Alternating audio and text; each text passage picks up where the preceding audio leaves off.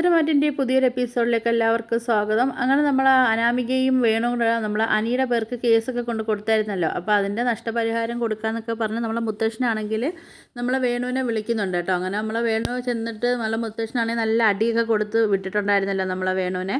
അതിനുശേഷമാണെങ്കിൽ നമ്മളെ വേണു ആണെങ്കിൽ ആകെ സങ്കടത്തോടെയാണ് നമ്മൾ അനാമിക എടുത്ത് ചെല്ലുന്നത് കേട്ടോ. ചെല്ലുന്ന സമയത്ത് തന്നെ നമ്മൾ അനാമിക ചോദിക്കുന്നുണ്ട്, അച്ഛാ എന്തായി പൈസയൊക്കെ കിട്ടിയോന്നൊക്കെ ഇങ്ങനെ കേട്ടോ. അപ്പോഴത്തേക്ക് വേണു പറയുന്നുണ്ട്, ഇല്ല പൈസയൊന്നും കിട്ടിയില്ല എന്നൊക്കെ പറയുമ്പോഴത്തേക്കും നമ്മൾ അനാമികയാണെങ്കിൽ ഇനി എന്ത് ചെയ്യുമെന്നുള്ള ഒരു സങ്കടത്തിലും ദേഷ്യത്തിലൊക്കെ നിന്നിട്ട് അനാമിക പറയുന്നുണ്ട്, അല്ലെങ്കിലും എൻ്റെ അച്ഛനാണെങ്കിൽ എനിക്ക് വേണ്ടി ഒന്നും ചെയ്തു തരാൻ അച്ഛനെ കൊണ്ട് പറ്റത്തില്ല എന്നൊക്കെ പറഞ്ഞിട്ട് അനാമിക ഇങ്ങനെ പറയുന്നുണ്ട് കേട്ടോ. പിന്നെ അത് കഴിയുമ്പോഴേ നമ്മളെ മുത്തശ്ശനാണെങ്കിൽ അനന്തപുരിയിലോട്ട് വരുന്നുണ്ട് കേട്ടോ. വരുന്ന സമയത്താണെങ്കിലും ഇവിടെ നിൽപ്പുണ്ടായിരുന്നു കേട്ടോ. അതുകൊണ്ട് ജാനകി ഇങ്ങനെ മുത്തശ്ശൻ്റെ അടുത്ത് ഇങ്ങനെ അനാമികയുടെ കാര്യമൊക്കെ ചോദിക്കുന്നുണ്ട് കേട്ടോ. അനാമികയുടെ കാര്യം ചോദിക്കുന്ന, മോൻ്റെ കാര്യമൊന്നും ചോദിക്കുന്നില്ല, അനാമികയെക്കുറിച്ചൊക്കെയാണ് ചോദിക്കുന്നത്. അപ്പോഴത്തേക്ക് നമ്മളെ മുത്തശ്ശൻ പറയുന്നുണ്ട്, നിനക്ക് ഭയങ്കര സ്നേഹവും വിശ്വാസവും ഒക്കെ ആയിരുന്നല്ലോ അനാമികയുടെ അടുത്ത്, എന്നിട്ട് നിൻ്റെ അനാമിക കാണിച്ചു വെച്ചതൊക്കെ നീ അറിഞ്ഞതൊക്കെ ചോദിക്കുന്നുണ്ട് കേട്ടോ. അപ്പം നിൻ്റെ നയനമോളെയും കാട്ടിയും ഭയങ്കര യോഗ്യത കൂടിയ ആളായിരുന്നല്ലോ നിൻ്റെ മരുമോളെന്നൊക്കെ മോളെന്നൊക്കെ ആണല്ലോ നീ വാനോളം പുകഴ്ത്തിക്കൊണ്ടൊക്കെ നടന്നതെന്നൊക്കെ ഇങ്ങനെ മുത്തശ്ശനാണെങ്കിൽ നമ്മൾ ജാനകി എടുത്ത് ചോദിക്കുന്നുണ്ട് കേട്ടോ.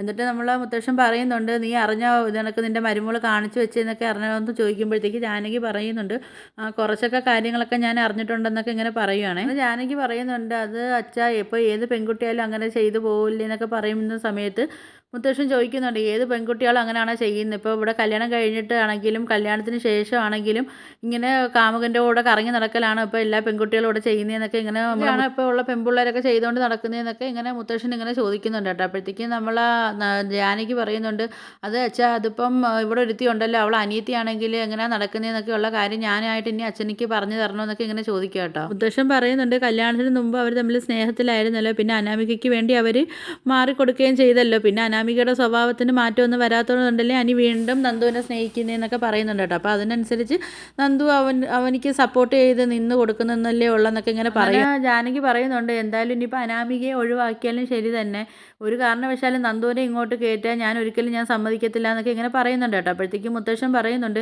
എന്തായാലും നന്ദു ഒരു പാവം കൊച്ചാണ്, അവളെ കണക്കൊരു കൊച്ചിനെ എന്തായാലും ഇനി ഈ ജന്മത്ത് നോക്കിയിരുന്നാലും കിട്ടത്തില്ല എന്നൊക്കെ ഇങ്ങനെ പറയുന്നുണ്ട് കേട്ടോ. എന്നിട്ട് പറയുവാണ്, എന്തായാലും ഇനിയിപ്പോൾ അത് പറഞ്ഞിട്ട് കാര്യമൊന്നും ഇല്ലല്ലോ. മുത്തശ്ശൻ പറയുന്നുണ്ട്, എന്തായാലും ഇപ്പോൾ ഇനിയിപ്പോൾ അവളെ കല്യാണം എല്ലാം തീരുമാനിച്ചല്ലോ, എന്തായാലും ഇപ്പോൾ CI സച്ചിദാനന്ദനല്ലേ അവളെ കല്യാണം കഴിക്കാൻ പോകുന്നത്, അതുകൊണ്ട് കുഴപ്പമില്ല, അവർ സുഖമായിട്ട് ജീവിച്ചോളൂ എന്നൊക്കെ ഇങ്ങനെ പറയുന്നുണ്ട് കേട്ടോ.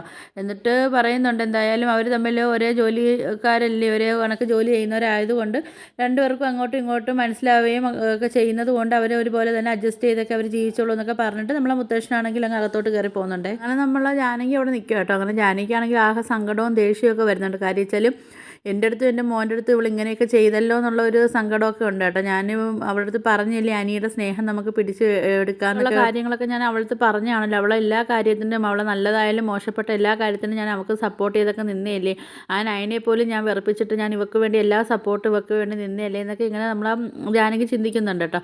എന്നിട്ട് ജാനകി ഇങ്ങനെ മനസ്സിൽ പറയുന്നുണ്ട്, എന്തായാലും ഞാൻ ഇതൊക്കെ എല്ലാം അറിഞ്ഞത് എന്തായാലും അവളെയൊക്കെ ഒന്ന് അറിയിക്കണമല്ലോ എന്നും പറഞ്ഞിട്ട് നമ്മളെ ജാനകി ആണെങ്കിൽ അനാമികയുടെ വീട്ടിലോട്ട് പോകുന്നുണ്ട് കേട്ടോ. ചെല്ലുന്ന സമയത്താണെങ്കിലും നമ്മൾ അനാമികയും വേണുവും രേവതി എല്ലാം കൂടി ഇരുന്ന് സംസാരിക്കുക കേട്ടോ. അവർ സംസാരിക്കുന്ന പറഞ്ഞാൽ അനന്തപുരിക്കാരെ കുറിച്ചാണ് സംസാരിക്കുന്നത്. അപ്പം നമ്മൾ അനാമിക പറയുന്നുണ്ട്, എന്തായാലും വെച്ചാൽ പണം മോഹിച്ചാണല്ലോ നമ്മൾ അവിടേക്ക് ചെന്ന് കയറിയതെന്നൊക്കെ ഇങ്ങനെ പറയുന്നുണ്ട്. അനാമിക പറയുന്നുണ്ട്, എന്തായാലും അവിടുത്തെ ഒരു കൊച്ചുമോനെ എങ്ങനെയെങ്കിലും കല്യാണം കഴിക്കണമെന്നൊക്കെ ആഗ്രഹിച്ചായിരുന്നല്ലോ ഞാനാണെങ്കിൽ അനിയെ തേടി പിടിച്ച് അനിയുടെ പിറകെ നടന്ന് കല്യാണം കഴിച്ചതൊക്കെ എന്ന് പറയുന്നുണ്ട് കേട്ടോ. അപ്പോൾ ഈ പണത്തിന് വേണ്ടിയായിരുന്നല്ലോ നമ്മളെല്ലാം ചെയ്തത്.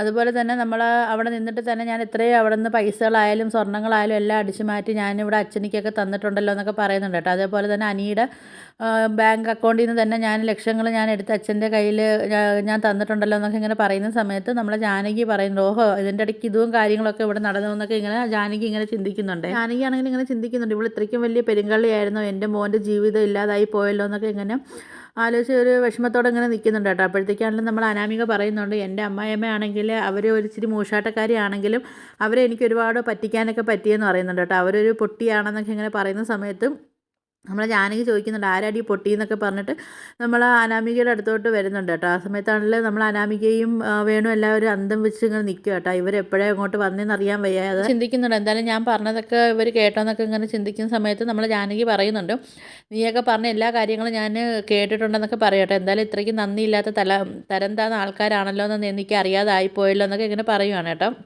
എന്നിട്ട് നമ്മളെ ജാനകിയാണെങ്കിൽ അനാമികയെ പിടിച്ച് 3-4 അടി അങ്ങ് കൊടുക്കുന്നുണ്ട് കേട്ടോ. എന്നിട്ട് പറയുന്നുണ്ട്, ഇതും കൂടെ കൊണ്ട് കേസ് കൊടുത്താൽ എനിക്കൊരു ഇതും ഇല്ല, നീയൊക്കെ പറഞ്ഞ എല്ലാ കാര്യങ്ങളും ഞാൻ കേട്ടിട്ടുമുണ്ട്, അതെല്ലാം കുറച്ചൊക്കെ ഞാൻ റെക്കോർഡും ചെയ്ത് വെച്ചിട്ടുണ്ട്, അതുകൊണ്ട് ഇനി നീയൊക്കെ അത് പറഞ്ഞിട്ട് എന്നെ ഭീഷണിപ്പെടുത്താനും നോക്കണ്ടെന്നൊക്കെ പറയുന്നുണ്ട് കേട്ടോ. അപ്പം മുത്തശ്ശൻ്റെ കൂടെ തന്നെ നിന്നിക്കൊക്കെ എതിരെ കേസ് കൊടുക്കാൻ വേണ്ടി ഇനി ഞാനും തന്നെ മുന്നിട്ടിറങ്ങുമെന്നൊക്കെ പറയുവാണ് കേട്ടോ. എൻ്റെ മനസ്സിൽ ഇത്രയ്ക്കും ദുഷ്ട സ്വഭാവം ഉണ്ടെന്ന് ഞാൻ അറിഞ്ഞില്ലായിരുന്നു എന്നൊക്കെ ഇങ്ങനെ ജാനകി ഇങ്ങനെ പറയുന്നുണ്ട് കേട്ടോ. എന്നിട്ട് ഇതൊക്കെ പറഞ്ഞിട്ടാണെങ്കിലും നമ്മൾ ജാനകി ആണെങ്കിൽ അവിടെ നിന്ന് പോകുന്നുണ്ട് കേട്ടോ. അപ്പോൾ ഇതൊക്കെ പറയുന്ന സമയത്താണ് നമ്മൾ അനാമികയ്ക്കാണെങ്കിൽ ആകെ ടെൻഷനും കാര്യങ്ങളും ഉണ്ട്. കാര്യം വെച്ചാൽ ജാനകി ആയിരുന്നല്ലോ അനാമികയ്ക്ക് ഏറ്റവും സപ്പോർട്ടായിട്ട് നിന്നതും, ജാനകിക്കാണല്ലോ അനാമികയുടെ എല്ലാ കാര്യങ്ങളൊക്കെ അറിയാവുന്നതും. അപ്പോൾ ഇനി മുത്തശ്ശനുമായിട്ട് ജാനകിയും കൂടെ ചേർന്ന് നിന്ന് കഴിഞ്ഞാൽ അനാമികയ്ക്ക് നല്ല പണി കിട്ടും എന്നുള്ള കാര്യത്തിൽ അനാമികയ്ക്ക് നല്ല ടെൻഷനും കാര്യങ്ങളുമായിട്ട് നിൽക്കുക കേട്ടോ അനാമിക. അതിൽ നമ്മൾ ജാനകിയെ മുൻനിർത്തിക്കൊണ്ട് ജാനകിയുടെ കയ്യിൽ നിന്ന് കുറേ സ്വത്തും മുതലൊക്കെ അടിച്ചു മാറ്റാനുള്ള ശ്രമത്തിലായിരുന്നല്ലോ നമ്മൾ അനാമികയും വേണുമൊക്കെ. ഇനിയിപ്പോൾ അതൊന്നും നടക്കത്തില്ലെന്നുള്ള കാര്യത്തിൽ ആകെ ടെൻഷനും അടിച്ച് നിൽക്കുക കേട്ടോ നമ്മൾ അനാമിക. അപ്പം നിങ്ങൾക്ക് എൻ്റെ വീഡിയോസൊക്കെ ഇഷ്ടപ്പെടുവാണെങ്കിൽ ഒന്ന് ലൈക്ക് ചെയ്ത് ഷെയർ ചെയ്ത് സബ്സ്ക്രൈബ് ചെയ്ത് കൂടുതൽ ബെല്ലൈക്കൺ ഒന്ന് എനേബിൾ ചെയ്തൊന്ന് സപ്പോർട്ട് ചെയ്യണേ.